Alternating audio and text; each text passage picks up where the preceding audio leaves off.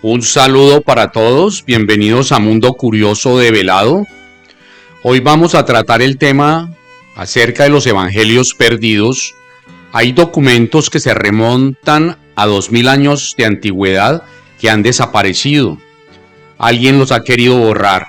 En ellos había información muy importante sobre quizás esta Matrix en la que vivimos, la forma en que realmente deberíamos entender el propósito nuestro en este mundo.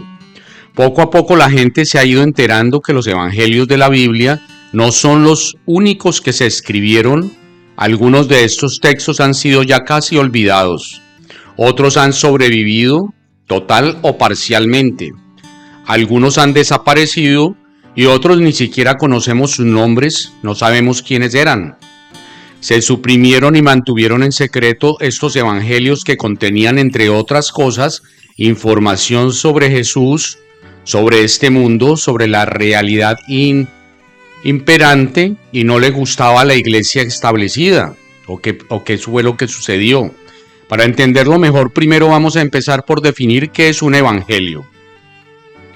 Evangelio quiere decir una nueva noticia, buen mensaje, algo así. Buena nueva sobre Jesucristo que presentaba sus enseñanzas y sobre lo relevante de su vida. No eran biografías, no eran géneros biográficos. Los evangelios no intentan encajar en el mundo.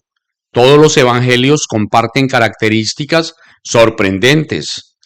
Ninguno de ellos, de hecho, ninguno de los textos de la Biblia fue escrito por alguien que llegó a conocer personalmente a Jesús.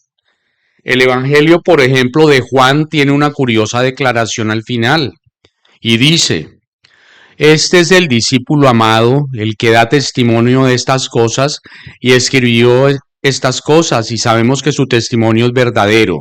Esto lo dice Juan 21:24, con lo cual el propio Juan, o aquel que escribió el evangelio de Juan, estaba recogiendo algo que lo acabó desde su punto de vista, no fue el propio Juan. Y este es un versículo que parece comenzar diciendo que el evangelio fue escrito por alguien desconocido. Otra cosa que dice este evangelio es que sabemos que su testimonio es verdadero. Algunas hipótesis básicas que son aceptadas por la mayoría de los eruditos conocidos, es decir, estamos hablando de gente que no creía que aquello es un dogma de fe, sino que lo ven desde una forma bastante más aséptica. Uno de ellos es la que llaman la hipótesis de Marcos, y se refiere a la idea de que Marcos fue el primero de los evangelios de nuestro testamento. El primero en escribirse, una fecha ampliamente aceptada de cuando fue escrito el evangelio de Marcos, fue en el año 70 después de Cristo, o sea, 70 años después de que naciese Cristo. Una serie de estudiosos demostraron que Mateos y Lucas lo que hicieron fue aprender de Marcos. El primero de los libros, el primero de los evangelios debía ser el más antiguo. Da la sensación de que es el de Marcos. El evangelio de Juan es un poco extraño, digamos que difiere, es como que hubiera pertenecido a algún tipo de seguidor que hubiese recibido información extra del maestro y de otro tipo de cuestiones que fueron aceptadas por la Biblia. Mucha información fue censurada en el Concilio de Nicea hace ya muchísimos años y posteriormente aparecen en los evangelios encontrados en Nag Hammadi. Estamos hablando de los gnósticos, aquellos que decidieron aprender de esas fuentes, de esos evangelios perdidos, y fueron una buena cantidad de seguidores. Estamos hablando, por ejemplo, de los cátaros, que ya hablamos antes aquí en otro video. Posiblemente buena parte de la información de la Biblioteca de Alejandría. Uno de aquellos gnósticos, Priliano, digamos que todos aquellos que realmente trabajaron con este tipo de evangelios, con los evangelios perdidos, fueron literalmente desaparecidos. Fueron exterminados de una manera horrorosa en alguna de las ocasiones. Todos nos podemos acordar, por ejemplo, del final de Hipatia de Alejandría, que muy posiblemente era gnóstica. O todos nos podemos acordar del final de Pristiliano, quien se dice está enterrado en la Catedral de Santiago de Compostela. No es Santiago, es Pristiliano. Los ritos que hacía Pristiliano eran gnósticos, una especie de iglesia muy diferente, veían el mundo desde una óptica totalmente distinta. Tenían costumbres diferentes, incluso las mujeres tenían una parte muy activa y podían hasta oficiar. Habían bailes, había música, era todo muy distinto. A Prisciliano le engañaron, le mandaron a ir a Francia para entrar en negociaciones con la iglesia oficial y le cogieron junto a él y a todos sus discípulos y le cortaron la cabeza literalmente. Nos quedan los textos de Nag Hammadi que veremos en otro video en detalle, pero volvamos al tema. El Evangelio Q se puede considerar como el iniciador del cristianismo. Se dice que 2 de los apóstoles recurrieron al texto para construir los suyos, encontrando varias coincidencias en sus escritos. La fuente de los dichos de Jesús, otros de los nombres con que se le conoce al manuscrito, se le denomina de esta manera porque en este se encuentran sus parábolas y otros pasajes conocidos en el Nuevo Testamento. ¿Por qué la letra Q?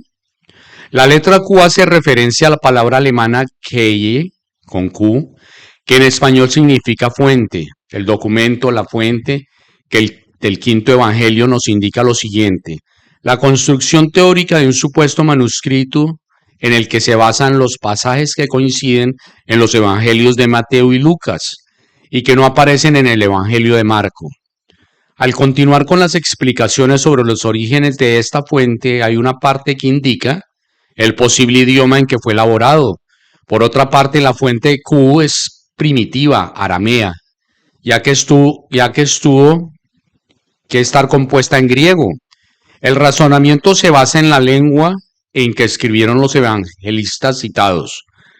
Algunos de los pasajes que se encuentran en el Evangelio Q: predicción del Bautista, tentación de Jesús, sermón del llano, centurión de Cafarnaúm, maldiciones y bendiciones, el Padre Nuestro, la mostaza y la levadura, predicción sobre Jerusalén, parábola de los talentos, entre otros.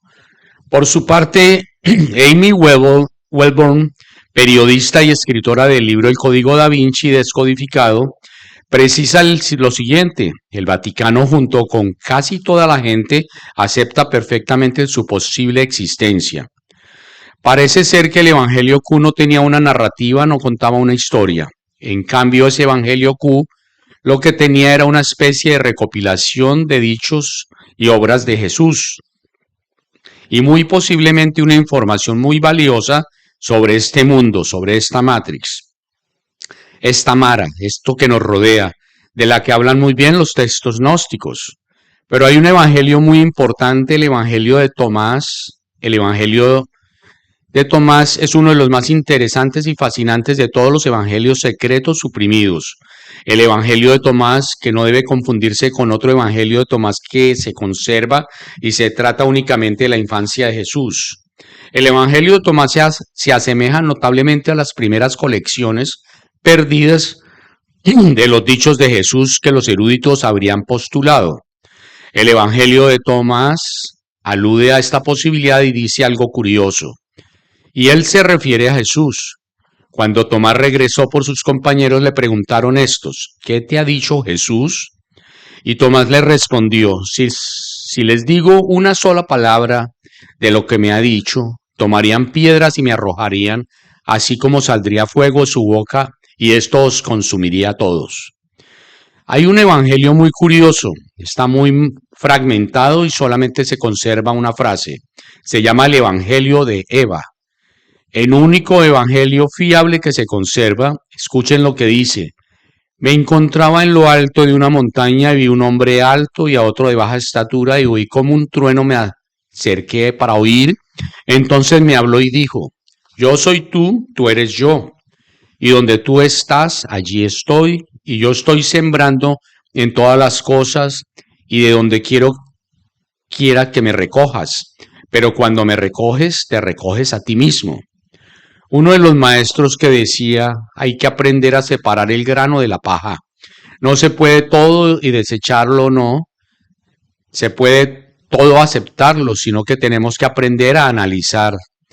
Bueno, no siendo más por el momento, pueden dejar sus comentarios acerca de este video, pueden darle like a los que les ha gustado el video y compartirlo en sus redes. Nos vemos en el próximo video.